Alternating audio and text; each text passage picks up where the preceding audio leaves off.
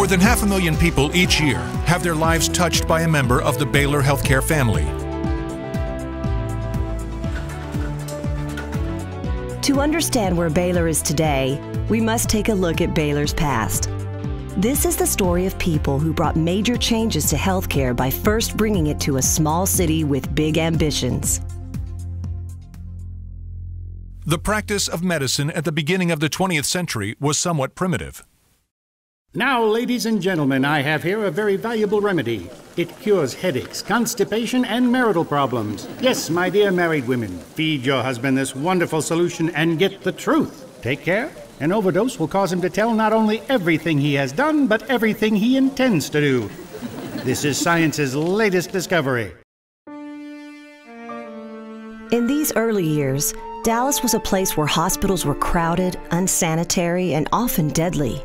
Doctors throughout the country could practice for a lifetime without ever having attended medical school. They could get their license by simply filling out a few forms and paying a $15 fee. It was about this time and under these conditions, when ideas about medicine and public health began to change, that three men of different generations with different backgrounds came together with a common vision about healthcare that would turn the eyes of the nation toward Dallas.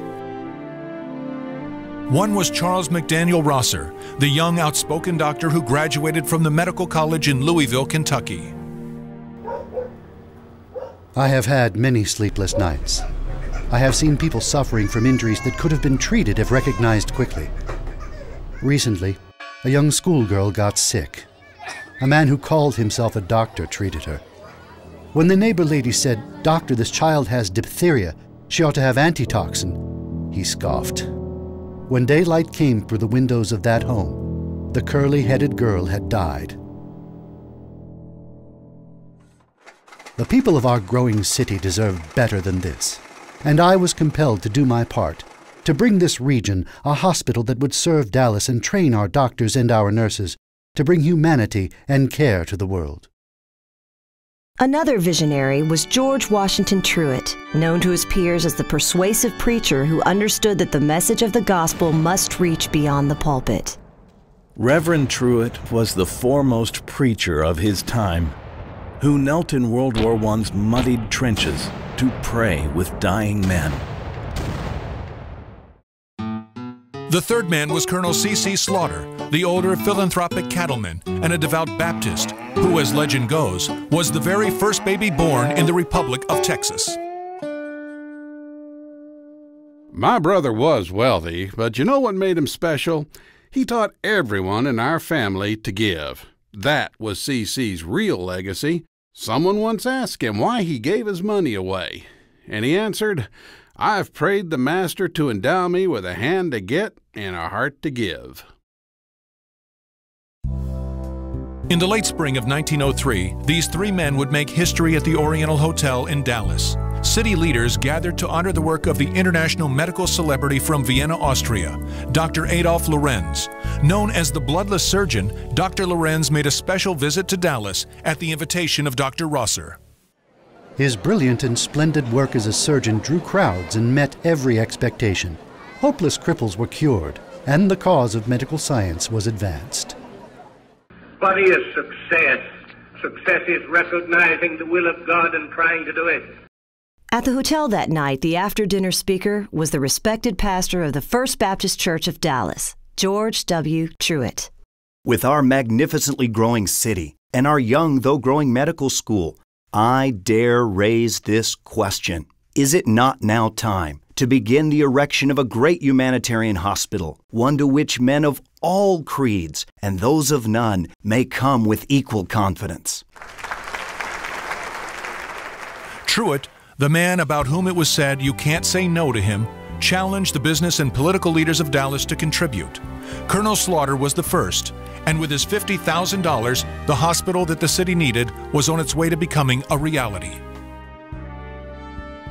Baylor began in 1903 in a converted 14-room house with 25 beds, which was once Dr. Rosser's clinic.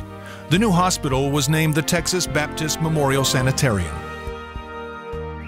By 1909, Colonel Slaughter could stand on the balcony of his home and view the new teaching hospital he helped build. One of its first patients was 11-year-old Edith Brown.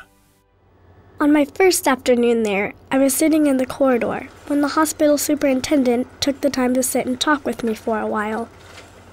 I never felt alone or afraid in the hospital. On Christmas morning, Dr. Truitt gave me a beautiful plant with the card reading, "To Edith, the little girl who is over 300 miles away from home." The value of innovation in healthcare is measured in lives saved. The events of March 18, 1937, placed a Baylor innovation at the heart of an unspeakable tragedy. In what is being called the Texas tragedy, 284 secondary school students and 14 teachers lost their lives in a natural gas explosion that has rocked the tiny East Texas town of New London. The loss of life of children just 10 minutes away from the bell that would send them home struck a chord around the world. More than 100 injured lay in their agony that day until 30 doctors and 100 nurses from Baylor Hospital led the effort to rescue the survivors. And of all the essential items needed to save lives, blood plasma was at the top of the list. At Baylor, we were struggling to understand blood diseases and disorders. Our team came up with the idea of freeze-drying blood. When it became clear this would work, we knew we were onto something. Underfunded and desperately in need of materials, Dr. Hill and his colleague David Pfeiffer called on some Texas ingenuity. They recycled the motors from the illegal slot machines confiscated by the Dallas County Sheriff's Department to power the Atovac machine. This invention would save thousands of lives in natural disasters and on the battlefields of World War II.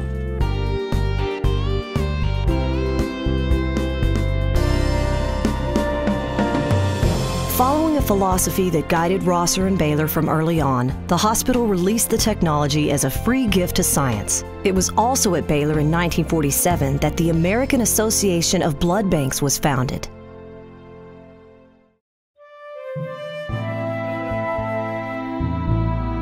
The stock market crash of 1929 ushered in the Great Depression. People were homeless, hungry, and out of work. It also struck a devastating blow to the nation's hospitals. Most patients were simply too broke to pay their bills. Soon the financial crisis threatened Baylor's very existence. Hospital administrators developed a way to help the hospital and the people of Dallas with the first prepaid hospital insurance plan in the United States. When I was ready to go home after 3 weeks in the hospital, I was told that I didn't owe anything. I couldn't believe it. But when they assured me it was true, I was very happy. By 1946, the Baylor Plan became a national organization, serving more than 90 million people, known today as Blue Cross. When the decade of the 1930s opened, the vast majority of American babies were born at home. More women had died in childbirth than men had been lost in war. I graduated as a nurse from Texas Baptist Memorial Sanitarium in 1917. My husband's first wife died in childbirth at home, but I always thought if she had been taken to a hospital to deliver her baby, she may have lived. I worked at Baylor and saw the miracles these physicians performed. So when I had my baby, I insisted on going to Baylor. My husband was concerned that only girls were born at Baylor. He wanted a boy. I had a healthy baby girl. As they had done so often before, Baylor spearheaded a movement, this time from home births to hospital births. Baylor took the major step of opening the Florence Nightingale Maternity Hospital in 1937. It was described as the most modern maternity hospital in America and the only air-conditioned building of its kind. In the first 17 years of serving this community, 80,646 boys and girls can say that they were Baylor babies.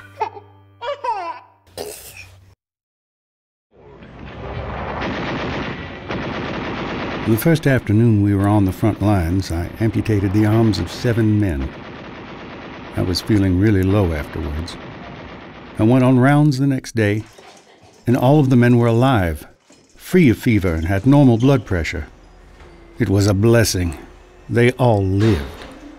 Mobilized in 1942 as the 56th Evacuation Hospital, the 400 men and women from Baylor cared for 73,000 soldiers and airmen during some of the bloodiest battles of World War II. Mary Roberts was a nurse in the Baylor unit and was the first woman in the history of the U.S. Army to receive the Silver Star for bravery. I was closing sutures on a patient after surgery when the medical tent on the beach of Anzio was bombed. Somehow I managed to complete the suturing and threw my body over the soldier to protect him.